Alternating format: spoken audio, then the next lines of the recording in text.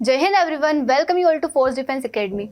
India and Russia are set to conduct a meeting and it is expected that in that meeting, India will pitch a deal for S-500 missile defense system. So in this video, we will explore about the features of S-500, how it is different from S-400 and how it would be beneficial for India. देखिए S-500 की अगर हम बात करें तो as a name suggest S-400 मतलब उसकी 400 around kilometre range की कैपेसिटी थी। S-500 इसकी देख सकते 500 और उससे ज़्यादा क्या रहेगी, कैपेसिटी रहेगी टू डिफेंड द सिस्टम और एयर स्पेस। देखो S-500 की अगर हम बात करें तो इसका नाम है प्रोमेथी और प्रोमेथस। जिस तरीके से S-400 को हम ट्रायम्फ कहते हैं, S-400 ट्रायम्फ, वैसे ही S-500 क्या है, ये प्रोमेथी, ये रशियन उनका नाम है। नेक्स्ट जनरेशन रशियन एयर और मिसाइल डिफेंस सिस्टम है ये। देखो हमने ऑपरेशन सिंदूर में देखा S-400 ने काफी इंपॉर्टेंट रोल प्ले किया था टू डिफेंड आवर सिस्टम। ऐसा नहीं था कि सिर्फ S-400 था, बट S-400 भी था जिसने काफी अच्छा रोल प्ले किया था वहां पे। इसका पर्पस है, तो देखिए जिस तरीके से S-400 ने किया, ऐसे ही हम S-500 क्या रहेगा और ज्यादा नेक्स्ट जनरेशन वाला और ज्यादा कैपेसिटी वाला रहेगा। नेक्स्ट जनरेशन रशियन एयर और मिसाइल डिफेंस सिस्टम है। इसका पर्पस है कि aircraft, drone, cruise missile, ballistic missile, hypersonic missile, even लो अर्थ ऑर्बिट के सैटेलाइट तक भी मतलब हो सकती है इससे डिस्ट्रॉय। ऐसा क्लेम कर रहे हैं ये, it's not confirm, but claim करते हैं कि ये भी तक क्या कर सकता है, डिस्ट्रॉय कर सकता है। मतलब इतनी कैपेसिटी है इसमें, चाहे कोई सा भी कुछ भी आ जाए, मिसाइल हो, रॉकेट हो, ड्रोन हो, एयरक्राफ्ट हो, कुछ भी हो, इसकी रेंज में अगर आता है तो इट कैन डिस्ट्रॉय देम। इसका टाइप है मोबाइल, लॉन्ग रेंज और एडवांस डिफेंस शील्ड है ये। देखो इधर उधर ले जा सकते हैं इजीली, लंबी रेंज तक, और एडवांस डिफेंस शील्ड है ये S-500। देखो S-500 क्यों स्पेशल है, अगर हम इसकी बात करें तो works in air plus near space, मतलब अप टू 180 to 200 किलोमीटर तक की हाइट पे ये क्या कर सकता है, डिस्ट्रॉय कर सकता है। तो इसके पहले बहुत कम हाइट थी, अराउंड 30 to 40 किलोमीटर की हाइट तक ही डिस्ट्रॉय कर पाता था, लेकिन इसकी हाइट जो है काफ़ी ज़्यादा है। ये शूट डाउन कर सकता है सुपर फास्ट हाइपरसोनिक मिसाइल को भी, मतलब सुपर फास्ट हाइपरसोनिक मिसाइल रहेगी ना, उससे भी क्या कर सकता है, ये डिस्ट्रॉय कर सकता है। बहुत लंबी रेंज है इसकी, अराउंड 500 to 600 किलोमीटर। उसके साथ ही फास्ट रिएक्शन टाइम, देखो इसे टाइम नहीं लगता है, जैसे ही कुछ देखा फटाफट से रिएक्ट कर देता है विदिन 3 to 4 सेकंड्स। ट्रैक कर देता है, हिट करता है मल्टीपल टारगेट को सेम टाइम पे। ये भी इसमें कैपेसिटी है, चाहे ऐसा नहीं कि सिर्फ एक टारगेट को हिट कर सकता है, अगर बहुत सारे टारगेट एक साथ आ भी जाते हैं, ड्रोन आ जाता है, मिसाइल आ जाता है, तो it is capacity to protect our nation with all this things, और इनको हिट भी कर सकता है। यूज करता है ये एडवांस मतलब hit to kill interceptor missiles को। हिट टू किल मतलब हिट करेगा तो उसे खत्म ही कर देगा पूरी तरीके से, ऐसे इंटरसेप्टर मिसाइल्स का यूज करता है और रडार्स का ये यूज करता है। उसके साथ अगर हम फीचर्स देखिए इसके, तो लॉन्ग रेंज है 600 तक, हाई एल्टीट्यूड कवरेज है 200 किलोमीटर तक।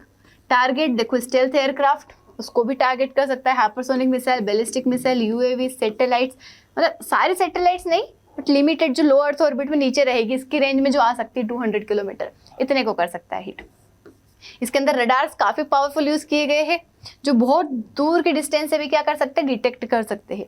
मोबाइल सिस्टम है, जरूर नहीं कि एक जगह आप इसको डिप्लॉय कर दो तो उसे मूव नहीं कर सकते, मतलब कैनेस्टराइज्ड है ये, कहीं पे भी आप इसे उधर उधर ले जा सकते हो और वहां डिप्लॉय आसानी से कर सकते हो। देखो अगर इंडिया के लिए क्यों सिग्निफिकेंट है ये, क्यों सिग्निफिकेंट मतलब क्या सिग्निफिकेंस है इसका, तो मिसाइल शील्ड का काम करेगा किसी नेशन के लिए, मतलब काइंड ऑफ प्रोटेक्शन हो गया। जिस तरीके से हमारा ऑपरेशन सिंदूर में S-400 ने भी काफी अच्छा रोल प्ले किया था, लेकिन उससे भी एडवांस है ये, तो और ज्यादा अच्छा इंपॉर्टेंट रोल प्ले करेगा। बड़ी सिटीज को, मिलिट्री बेस को, न्यूक्लियर साइट को प्रोटेक्ट करता है, बहुत इंपॉर्टेंट है ये मॉडर्न थ्रेट। जैसे चाइना के जिस तरीके से हाइपरसोनिक मिसाइल्स बढ़ रही है, पाकिस्तान के पास जो बैलिस्टिक मिसाइल्स है, उनसे प्रोटेक्शन में काफी हेल्प करेगा ये, क्योंकि इसी रेंज में आएंगे वो। ये गिव करता है strong deterrence, enemy think twice before attack. देखो हमारे पास अगर आ जाता है तो दूसरे हम पे अटैक करने से डरेंगे, क्योंकि हमारे पास ऑलरेडी ये सिस्टम रहेगा, तो अटैक क्यों करेंगे, उनका एयरक्राफ्ट क्यों खराब करेंगे वो, तो डेटरेंस क्रिएट करता है। उसके साथ ही हेल्प करता है control both air space and near space, दोनों एयर स्पेस भी और नियर स्पेस भी, दोनों को क्या करता है ये कंट्रोल करके रखता है। तो अगर आप see the comparison between S-400 and 500, मतलब कितना ज़्यादा बेनिफिशियल है। तो if you talk about the range, तो 400 थी, इसकी कितनी हो गई 600, 200 किलोमीटर ज़्यादा है।